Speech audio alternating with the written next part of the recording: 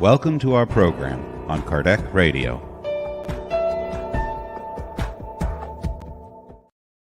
Welcome, dear friends, to Kardec Radio and in your new series of health and spirituality. It's our blessed America. Of course, the world is blessed, but we want to share with you the blessed America, the thinkers, the leaders of frontier studies, research in this world. It is blessed America. 50 states in the United States, and every time we come to this program, Health and Spirituality, you're going to see the one and only the ones who are making a difference, bringing mind and body together, revolutionizing the field of medicine, the field of human knowledge about the human mind and the connection between mind and body. So today, we couldn't kickstart it in a different day because today is the day of Spiritism.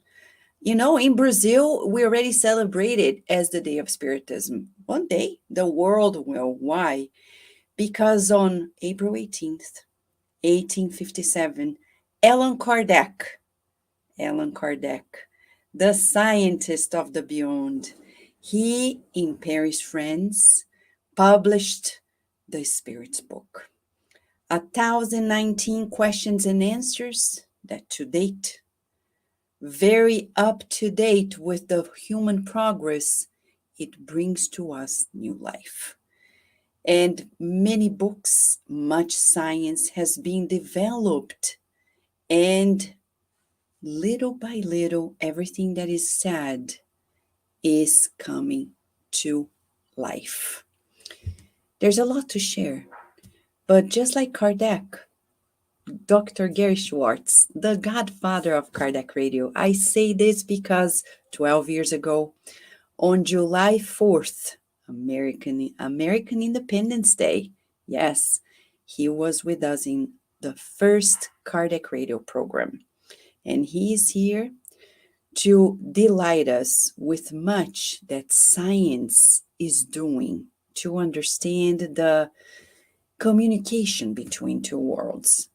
Is it worthwhile pursuing this? Why do we want to know about it? One thing we know, it's not about entertainment. That we know for sure. It's about ourselves. It's about all of us. So feel free to ask your questions during the program. If you are watching this on demand later, remember, you can still write your comments and we'll check them out and we will address them accordingly. For now, I'd like to introduce you to Dr. Gary Schwartz. Let me say a few words about the much that he has been doing. He is professor at the College of Medicine in Tucson at the University of Arizona, and he got his PhD in psychology at Harvard University. And throughout the years, he has been professor of psychology, medicine, neurology, psychiatry, surgery. He is now the director of the Laboratory for Advances in Consciousness and Health. He also, soon after he got his PhD at Harvard, he served as a professor of psychology and psychiatry at Yale University, where he was also the director of Yale Psychophysiology Center and co-director of the Yale Behavioral Medicine Clinic. He has published more than 400 scientific papers, edited more than 11 books, academic books, and he is the author of several other books, including some that we have discussed here at Kardec Radio: The Afterlife Experiments, The Truth About Medium, the God Experiments, and the Energy Healing Experiments. I could say much more than this, but for now, he will speak for himself and share with us. So here he is, our lovely friend, our godfather at Kardec Radio. How are you, Dr. Schwartz? I am thrilled to be here. And And I'm so happy that this is a meaningful and precious day, both for remembering Dr. Kardec, but also recognizing the unique integrative vision and role that Spiritism plays, and I suspect will be continuing to play more broadly in the years to come in human development. Yes, and you have been working. The last conversation we had with you here last year or so, you were talking about the beginning of a new project, a project about communicating into worlds. And we want to know a little more how it is going right now.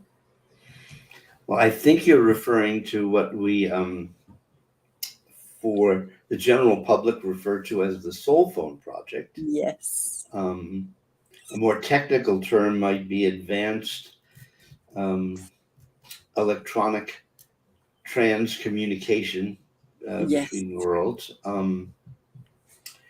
We have been now working on this for over a decade. Oh, It's wow. amazing how time, quote, flies.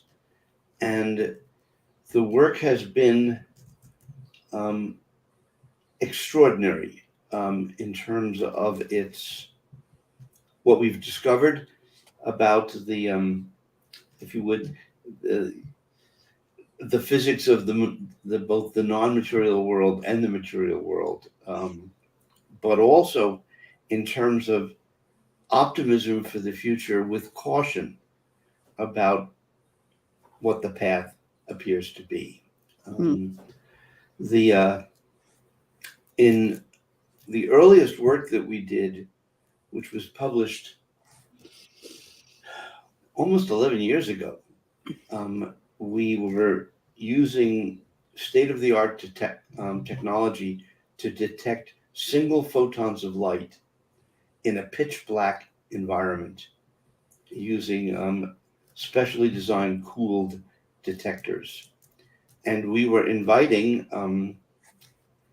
with the help of research mediums, specific individuals on the other side, who, by the way, now we refer to as PMPs, post material persons, or post material participants, to collaborate with us. And and because we're doing this research in a university, the University of Arizona, we have an added responsibility to be cautious about our claims, and also to be able to validate that if we're going to make a claim or and offer a hypothesis, that we have evidence to back it up. In fact, just a couple of years ago, I published a book with the title "Extraordinary Claims Require Extraordinary Evidence: The Science and Ethics of Truth-Seeking and Truth Abuse," which features research on the survival of consciousness hypothesis. Um, because, and by the way, Carl Sagan, the eminent, distinguished astrophysicist and also skeptic, he was one of the people who made that statement famous. Extraordinary claims require extraordinary evidence.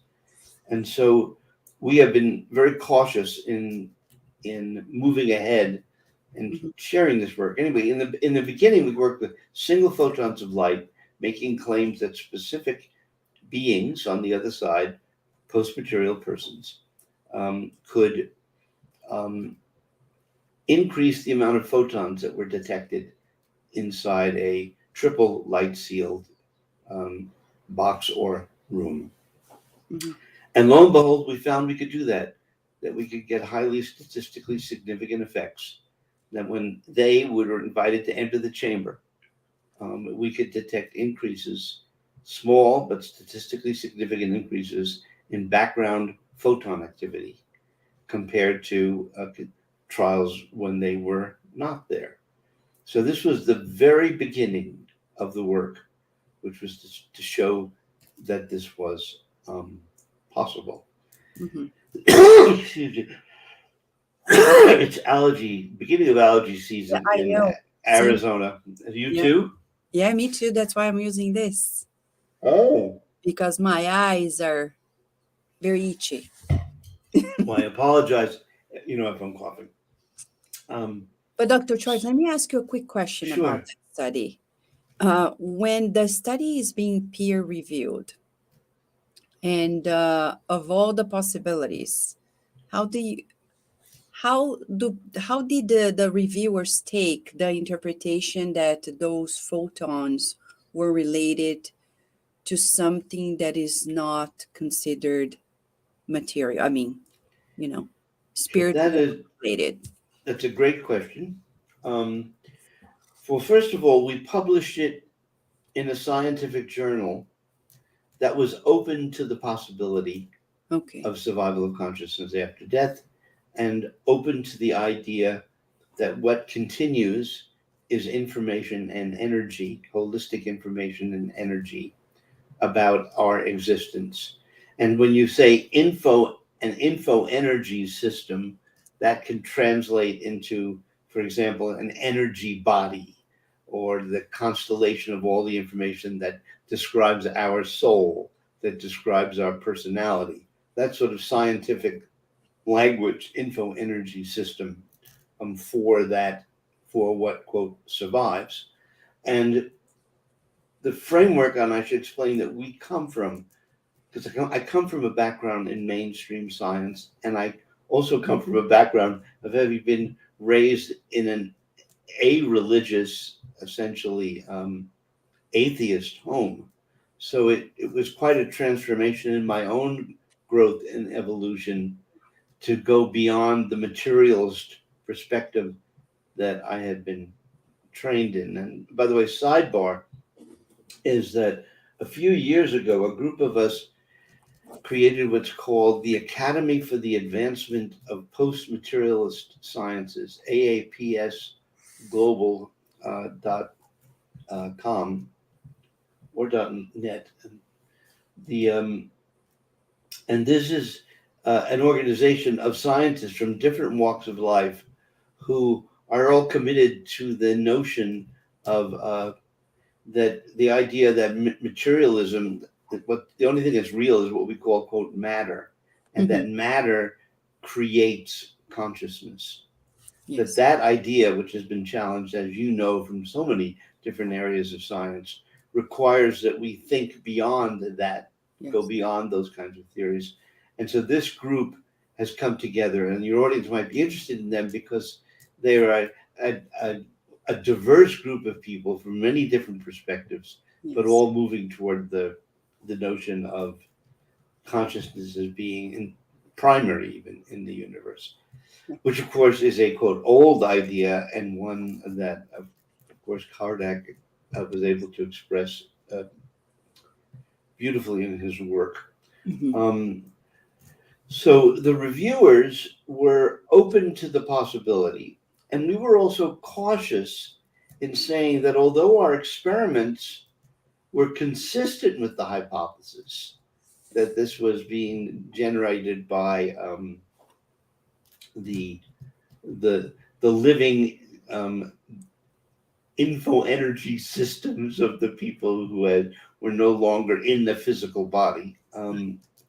We were cautious to say that future research would need to rule out additional hypotheses before drawing a firm conclusion. So, in other words, we published it in a journal that was open to this work. Because Yeah. I would say, here's a rough estimate. I would say right now, 99.9% of journals in science won't even entertain the hypothesis. They'll Yes. label it as pseudoscience or impossible because they can't imagine the possibility that all of this and more could be true. So that was the so A, we went to a journal like that, and B, we were very cautious, and consequently, it was accepted. By the way, I should tell you Uh-huh. that in the second experiment, we did an experiment where the data were collected in the middle of the night when no one was physically present in the room. Mm. We were, in fact, all of us were physically sleeping, those of us in the physical. an advanced computer program ran the experiments in the middle of the night. All of the instructions for when to go into the light detecting chamber and leave the chamber and so on, all of it was given by PowerPoint that was automatically controlled by the computer. So the two PMPs who participated in this research,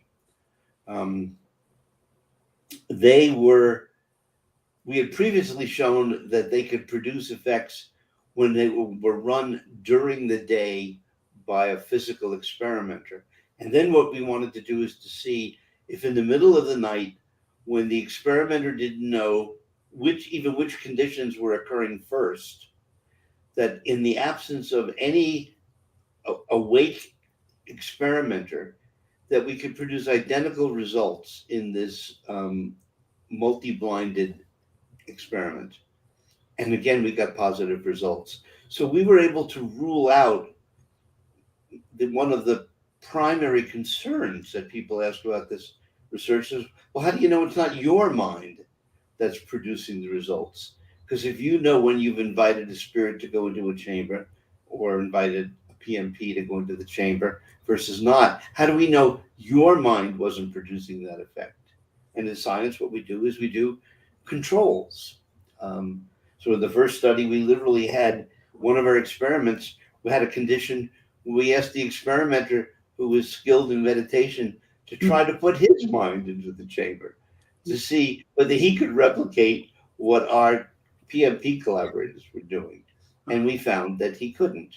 Or in this research, when everybody's asleep, nobody's there. We don't know when they're occurring, at what stage during the night. It was all randomized.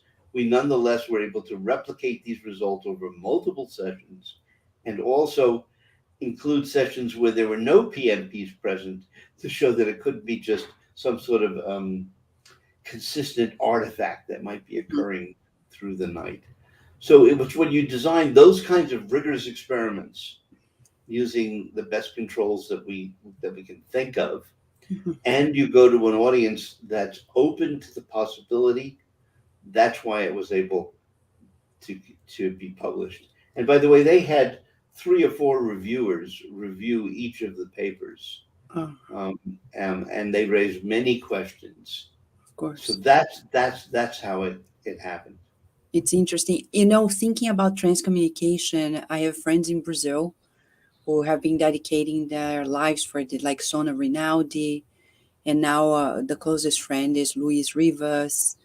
And when I talked to him, and this weekend I was talking to somebody else who was mentioning about artificial intelligence, and then I was like, the more and more we evolve into this IE developments, do you think at some point, it seems paradoxical, but do you think at some point inevitably people will find the intersection of minds of the beyond that are communicating through the instruments as people more and more are paying attention to the screens? Yes, that's a very good question. And it is, I have sort of 2 approaches to this question. There's the general theoretical one, and then there's the practical one. The general theoretical one is yes, that in principle, if we're energy and information, and that's ultimately how things interact, and all this equipment is energy and information, even operating at the quantum level, where we are advancing technologically and making it ever more possible for if you would, tiny weak signals. I mean, when someone's a post-material person, they can't pick up a physical coaster like this. No, not we directly. know that what? Not directly. They need an intermediary. Yes, they need an intermediary, or they need a technology to enable them to do this, but they can't do it directly. Okay, and so we can do that because we have a machine, a body that we can control. If a PMP were to enter a trance medium, then the PMP could use the physical body to pick up the coaster. But you don't need a physical body to operate quantum, as long as that quantum can be still processed by the physical technology. So in principle, I would have to say the answer is yes. And artificial intelligence, although its potential for abuse, as I'm sure you've been hearing, we're becoming ever more consciously aware of, particularly in the area of being able to discern truth from fiction. The On the other hand, it's also going to awaken these deeper questions that you're asking. But now I want to get to the practical side. The practical side is that most of the people historically, including people like Sonia, Yeah. who are very creative and very gifted in what they do, they're not trained as scientists, they're not trained as engineers, and they're not trying to build equipment that tests Oh, yeah. No. Yeah. any kind of hypotheses about how energy and information can be detected. And so where we and my colleagues and I are different than most people in the field is that we can take advantage of this technology plus experimental design Mhm. and design things that are specific for the we call it PMP ergonomics. In other words, what are the things that PMPs could do to interact with the world, and then how do we design a piece of equipment Yeah. that interfaces with them Yeah. using state of the art knowledge in both engineering and consciousness science. And that requires some very sophisticated developments in software and hardware to be able to optimize that relationship. But okay. So by principle, for example, at Kardec's time, he had the tables. And the table started turning. So the turning tables movement. Some people thought it was just magnetism, nature events, etc. And then he started researching and he observed that the presence of certain people, let's say incarnates, right? They would be the key for those events to happen. So then he understood that the spirits you're calling the PMP, the spirits, the discarnates, they can only interfere if they have an interface, the human part of it. So we would call like the ectoplasm. They need that to make it manifest their action on the material, in the material world. Now, when you rule that out, like in the middle of the night, there's no person there. So then what happens? Is there a possibility that they are using some, because I know from the literature that the spirits can use the forces of nature, they can use, vital fluid, and I say these vital energies from people, from animals, from nature in itself. So in that case, how does it go? Ah, it's a wonderful question. Mm. So let me share with you the perspective that we take. Now, remember, I and my colleagues have an advantage that Kardec didn't have 150 years ago, which is we know a lot more about electromagnetic fields, quantum fields, and so on. You're right. That's number one. And number two, we have extraordinary technology, both hardware capabilities and software capabilities, to be able to detect, for example, single photons of light in a pitch black environment. In Kardec's day, they didn't even know there No. was a photon, and they certainly would have known how to detect it. Okay, so I, as Isaac Newton I said, he stood on the shoulders of giants. We all stand on those who come before us, and then hopefully we take that knowledge and we take it to the next level. Yes. So Here is the theoretical perspective that I have, and I'll use a the simplest one in this case from astrophysics. When we look at the sky at night, and it's and we're in a, it's nighttime. Let's imagine there are no clouds, there's no moons. We can see hundreds or thousands of stars with the naked eye. And with telescopes, especially these unbelievably sensitive telescopes, the latest being the Webb telescope, we can see billions of galaxies, each containing billions of stars. And all this light's been traveling for millions of billions of years in the vacuum of space. And it's all almost perfectly preserved. If that light, as it was traveling through space, was interacting with other light and other things to distort it, by the time we saw it, because it's very tiny, it would look like mush. Instead, no, we don't see mush. We see a history of starlight that literally can enable us with spectrum analysis to identify each of the personalities or the identities of the individual stars. Okay? Light has a kind of immortality. Long after the star has, quote, died, that energy and information, because remember, it's informed energy. It's not just random energy.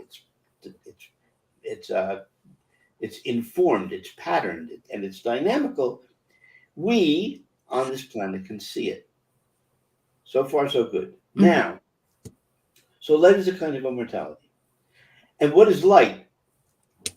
It's immaterial. It has no mass. It's infinitely small. All the stuff. Light. It's a wonderful mystery. Now, if we have, imagine we're now in a football field, or in a field, just any kind of a field, and we have 100,000 people, all looking, for example, at the Big Dipper, and that's a bunch of stars that look like a dipper, which includes the North Star.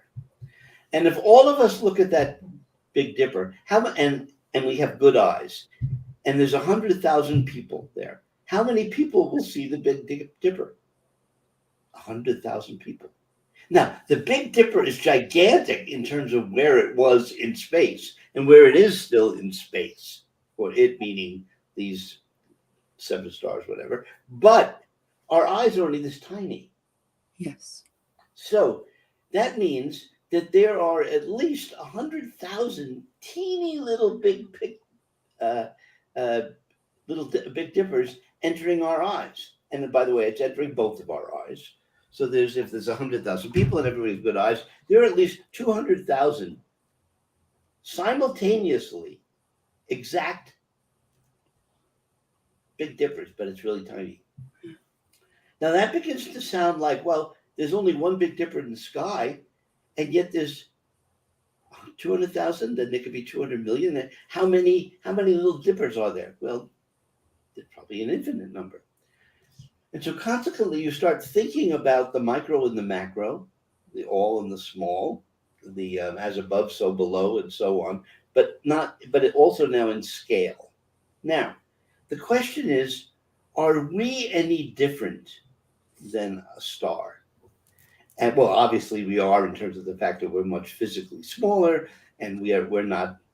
Our temperature is not 1 billion degrees Fahrenheit at the surface of our skin and stuff. But we are still both emitting and reflecting photons of light, and light that is, of course, not visible, like infrared and ultraviolet and so on. These little patterns of energy information, each of us walking on the Earth, that goes out into space too. And how do we know that it goes out in space now? Well, not just theoretically, because we have spy satellites that are out there that can literally track us, not just see the patterns of each of us individually, but also track our infrared, track our ultraviolet, and the whole package. Our electromagnetic fields, photons, are going out into space too. And once they go out into space, they continue just like the light from distant stars.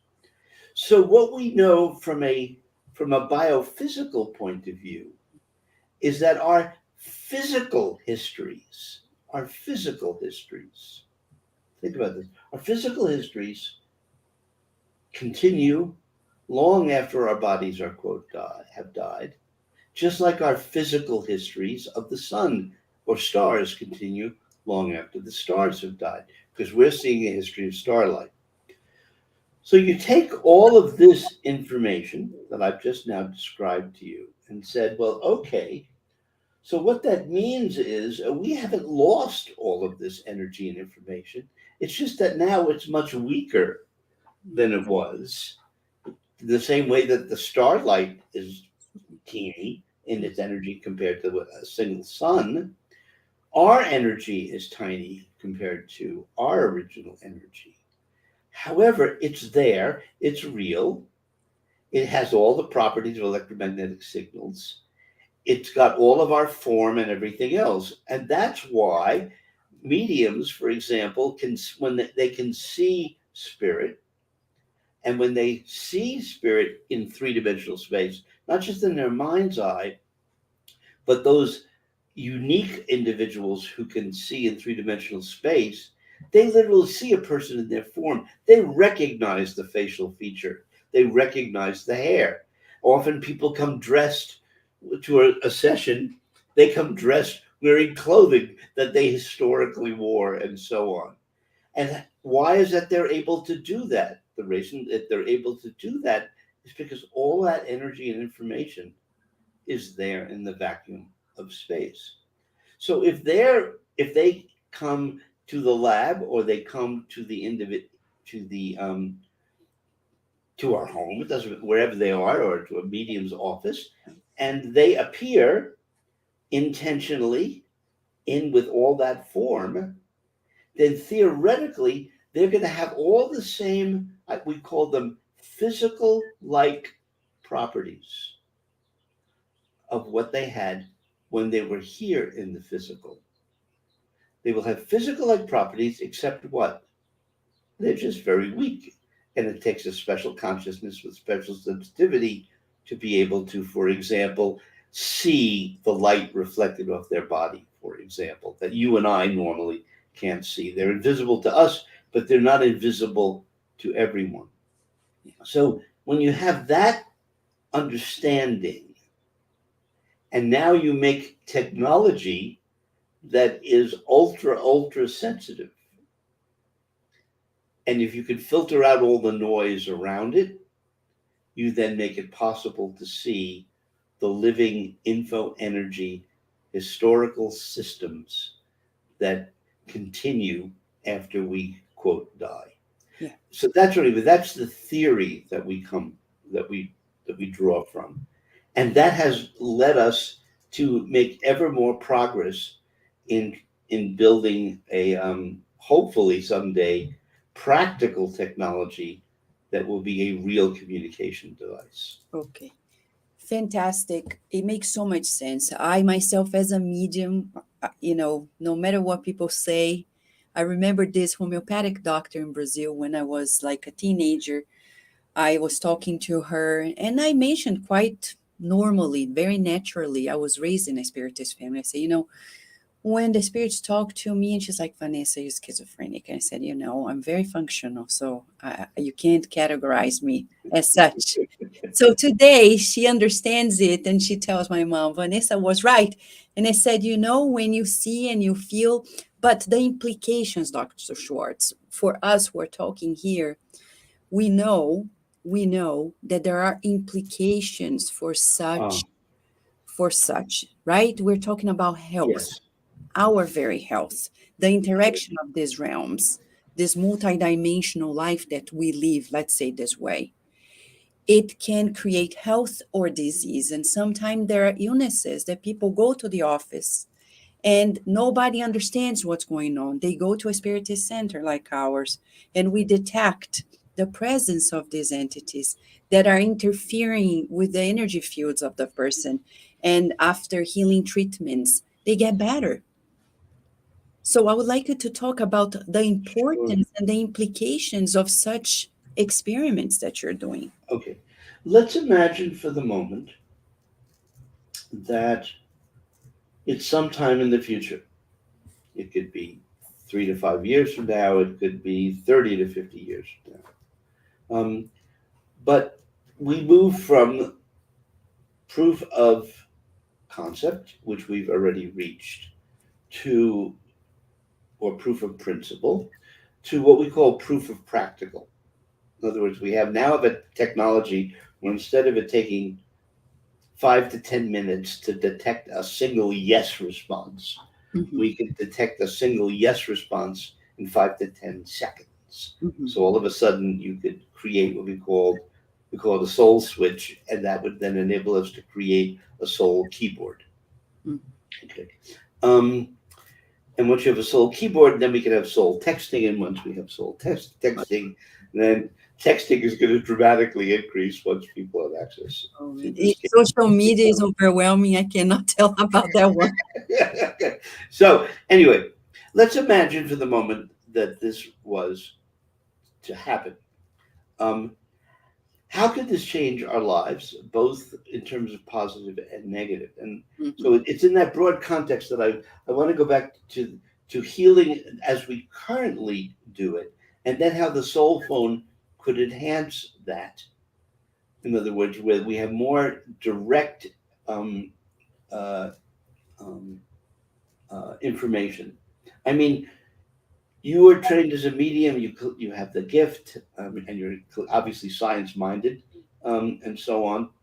But it's probably easier for you to talk to me using contemporary technology than to try to do it psychically.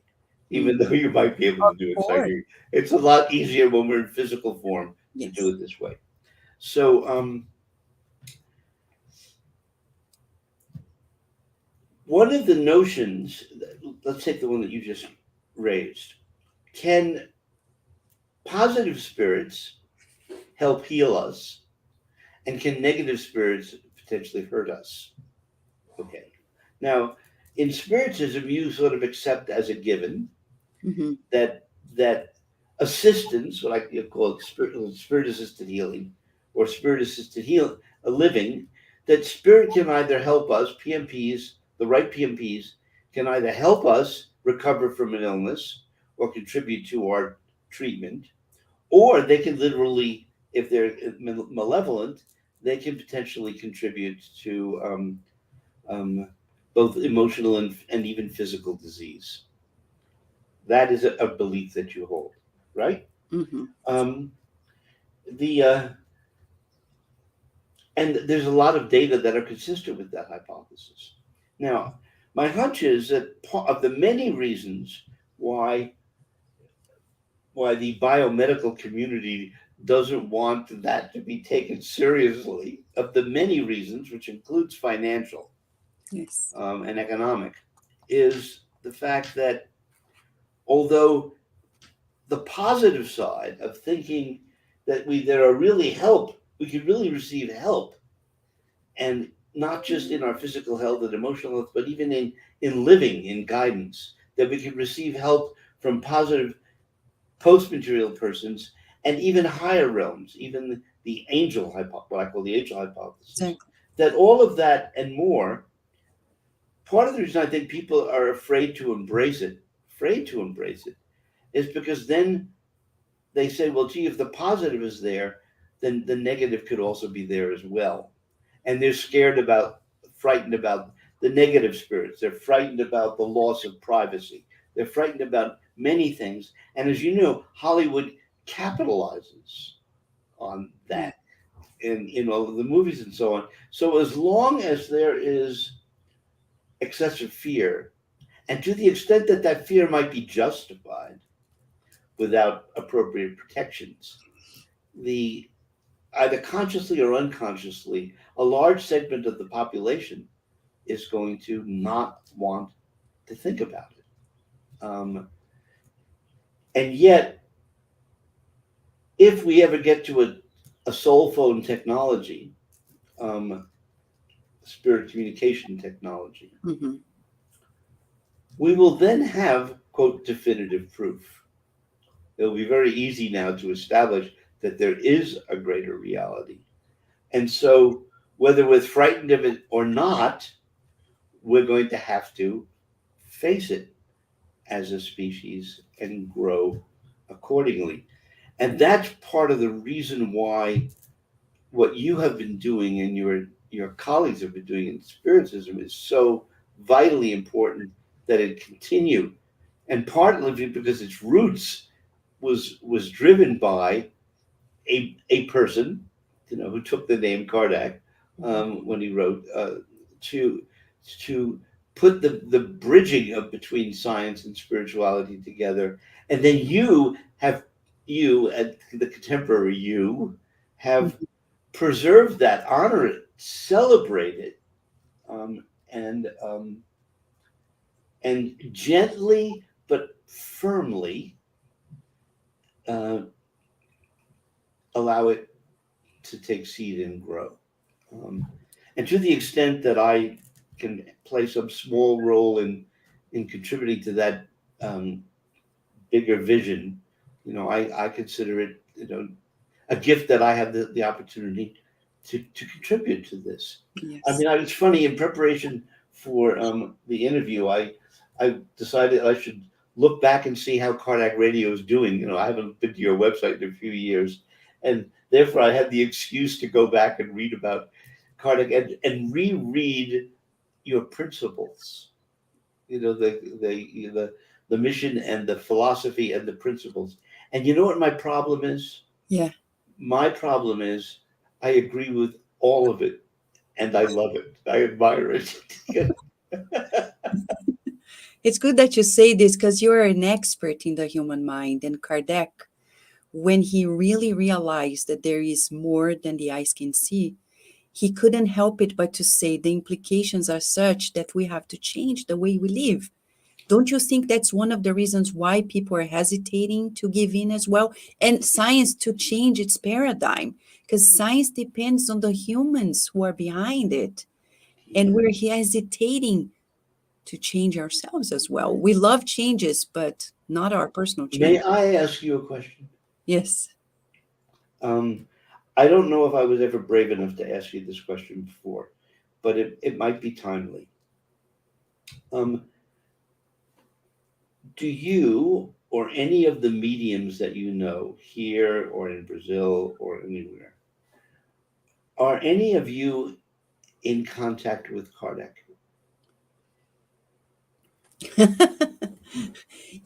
I would say the maximum that I could see was have a vision of him in his office in some other sphere. I know he is in touch with all of us. He has a huge team, and we receive messages through other spirits. Through But other spirits, but not directly through him. but after he discarnated in 1869, it took 20 years for a medium in Brazil, in Rio de Janeiro, to receive a direct message from him. So we have published this message in the previous issue of the Spiritist magazine, which people can go to the website spiritistmagazine.com, but I can send it to you. And Please. yes, so, and of course, lately in our movement, there's this conversation about the fact that it was said that he would reincarnate to complete the work. So some people think that Chico Xavier, the medium, was the continuation of it all. I don't know, I cannot tell, but I have friends, even Dr. Marlene Nobry, whom you remember. She was a great advocate for this idea that Chico Xavier is the reincarnation of Kardec. I don't know, and I tell people, look, whether he was or not, we know that the works have advanced greatly through his almost 500 books. Right. But it's from a different angle. First, Kardec was the researcher, he was not the medium per se. And then later, as the medium and the person who actually walked the talk, because there are ethical, moral implications of it all. It's not only about, yeah, the spiritual world exists, but we're going to keep hating. We're going to keep feeling envy and jealousy, it transforms ourselves completely, our goals in life, our relationships. And I think this is the key notion that probably people are hesitant to give in, don't you think? Yes, I couldn't agree more. I mean, the awareness of a greater reality, the and the documentation of the continued quote thinning of the veil Yes. has the potential to awaken people to the realization that the that there's meaning and purpose in life, that their accountability and the consequences of their actions are far greater than just how they live their lives now. That when you have the wrong model of the way things are, you end up making choices which can which hurts everyone, including yourself. And that transforming the framework inspires the and it awakens, it inspires, awakens, releases our natural capacity for empathy, for caring, for compassion, for generosity, for humility, for caring about wanting to be in service to others and the greater good, and all the virtually every positive quality that we attribute to human beings can potentially flow and is released. Hmm. It's awakened. It's enabled, um,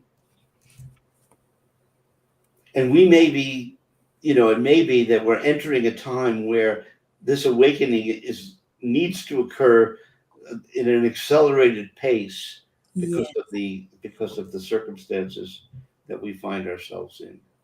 And it can fundamentally change our lives. I remember when you mentioned that if we pay attention to, for example, André Lewis' books, the phenomenal book, Evolution into Worlds.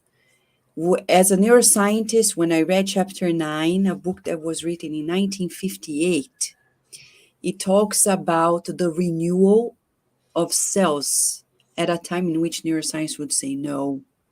It doesn't keep growing more and more and more. And everything that it says and explains how we have evolved to the brain that we have nowadays as humans. I remember you said, if we pay attention to this, we can expedite the advancements of science, right? Exactly. Thus, the importance of pursuing it as well. Yes. One of the things that I was again struck with when I revisited and so the latest way in which you expressed the mission and so on is that you mentioned you used the words the letters God above virtually everything else that was discussed, Yeah.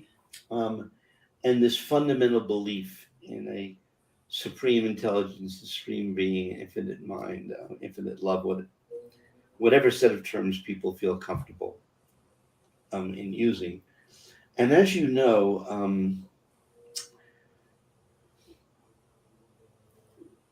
particularly in contemporary science, the the G word is taboo.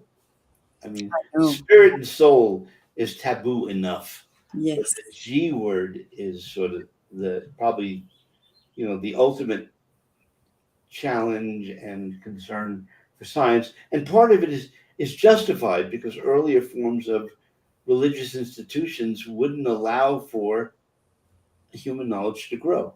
Okay, um, the the notion that we have the capability for not only communicating as mediums with the deceased loved ones or people in spirit or saints Hmm. or even angels.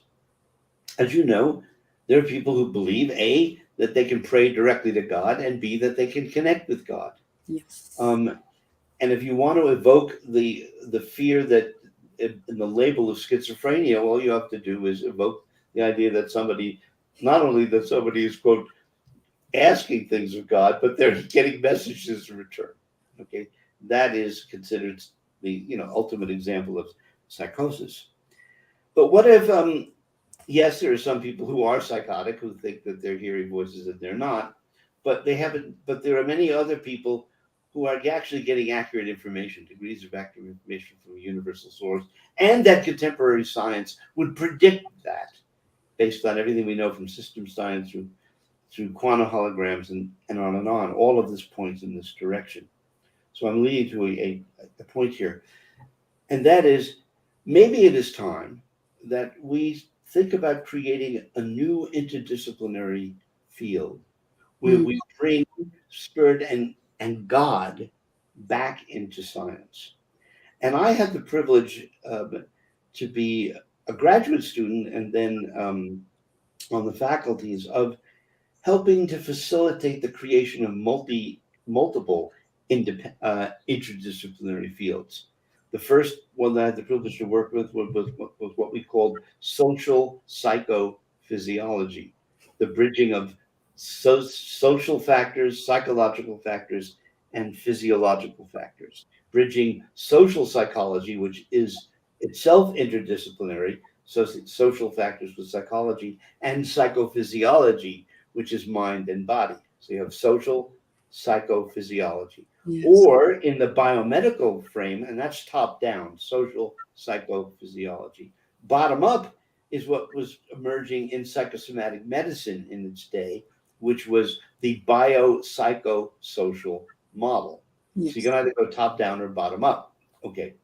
And there have been many other interdisciplinary fields. I was involved with the formation of behavioral medicine, Yeah. which bridges many different fields of basic science and applied science, or health psychology, which is a special subset within um, psychology. And then we have psychoneuroimmunology and psychoneuroendocrinology, and the notion of these bridging. So I have been thinking that maybe at the ripe young age of 79, that maybe it's, quote, both time and, quote, safe to now stand up for bringing science, contemporary science, and the God hypothesis together. And we're currently, Mhm. two of my colleagues and I are writing a paper on creating a field, calling for the creation of a field which is not pronounceable. I mean, it is, it just takes a little work, Yeah. called theopsychobiophysics. Oh, wow. Theopsychobiophysics, which essentially addresses the role of doing research showing how by the through connecting with the divine, the mind with the divine connection can improve both the biological and physical functioning and health. Oh, So wow. you're overtly putting and theo at the top, as opposed to making it more pronounceable, like biophysical theopsychology or something. There are other ways to say it, but by calling it theopsychobiophysics, it always reminds you we need to add God into mainstream science and education. And we're holding a conference at Santa Clara University. My colleague is the name is Dr. Thomas Plant, Professor Thomas Plant, um, is as organizing this conference. I'm a co-organizer. Um, um, I think the 18th or 19th of May, both there and at Stanford. And the title is called "Fake Faith Seeking Understanding." Understanding. I think that's exactly what we called it. Um, but the theme is on building bridges between science and religion more broadly, spirituality and religion more broadly, to try to open the dialogue to bring all this together. And the and the and that and we published a book, an edited academic book last year called Human Interactions with the Divine, the Sacred, and the Departed, plant in Schwartz, which looks at this from a more an academic point of view. It's not light or friendly reading by any stretch of the imagination, but it is. It was meant to awaken academics to these kinds of bridges. And what's of course beautiful is that Spiritism is living it Yeah. as you practice this. And what I'm going to do, as partly because of the time and coincidence of being with you today, is I'm going to make sure that I can share a little bit of this conversation and your questions That's and wonderful. illustrate how this applies more cross culturally.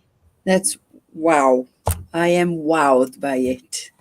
It's beautiful just to see like how you are at the vanguard of humanity's progress, bringing health to humanity. Because I see patients as well as psychologists, and the trickiest thing is to help them without God. And I say, self esteem without God, it's almost impossible. So I think it's fantastic that you're making this revolutionary effort to really bring it back. Because if people they have their belief, they can't heal without relying on it. And if medicine does not have a conversation with it, we're going to be struggling. No wonder we are, right? Yes. So, Dr. Schwartz, we could talk to you forever, but I know time has come up. Would like to ask you for, though you made a phenomenal, you shared phenomenal information, if you could finalize with a comment regarding the like hopes for humanity that this will come true one day. Despite all of the challenges, and we certainly experience in American society, you're talking about the blessed America. And in many ways, America is blessed. But America is, if you would, a microcosm of the macrocosm of the extreme problems that humanity is facing at this particular moment in history, at virtually every level. And and if anything challenges this, it's our failure to appreciate and celebrate the fact that we've been given the gift to be able to discover, understand, and live a truth focused life, um, if we choose to do so. And we've been given and I understand choice. It's as if the divine is saying, yes, you know, I could have designed you so that lying was impossible. I could have designed you that if you became overly aggressive, you would fall asleep, or any number of short things to short circuit, our our our weaknesses. We've been given choice, and despite all of these challenges, this work, the work of the bringing back, the resurrecting the connection between recognize the existence of a greater reality on the one hand, and our connection to it never being apart from it, except in our minds, um, and the opportunity of choosing the to enable the our goodness side, from being expressed. It's hard not to have hope when you see the fact,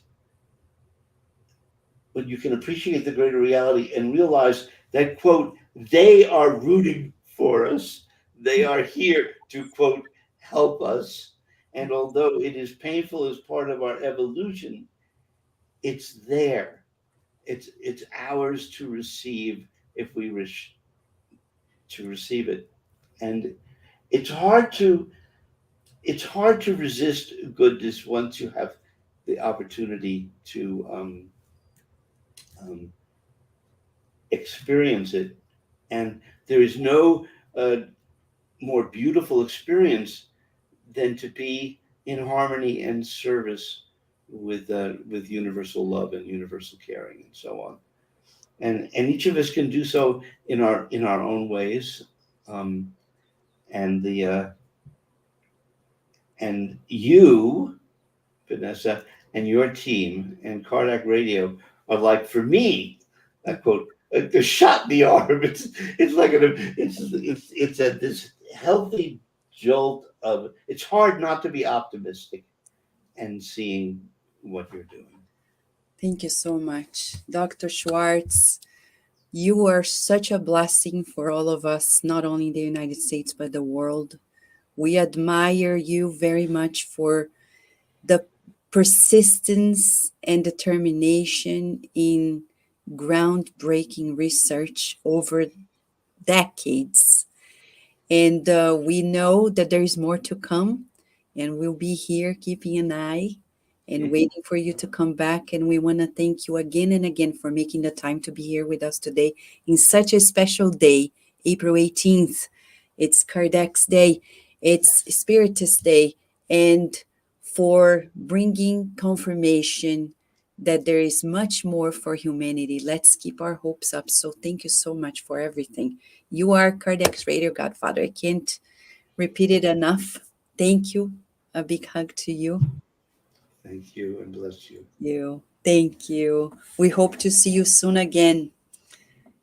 So, dear friends, we want to thank you for joining us. This is the beginning of a new series in health and spirituality. Blessed America. The pandemic is over somewhat, and a new beginning for us. And in this new beginning, we need to meditate. Why are we here for? And what are we here for? Make your comments, ask your questions, participate, share, subscribe to Kardec Radio's channels, YouTube, Facebook, Instagram. And if you want to help us, don't forget, we're all volunteer based. We would love to have your help as well because the work has been increasing immensely.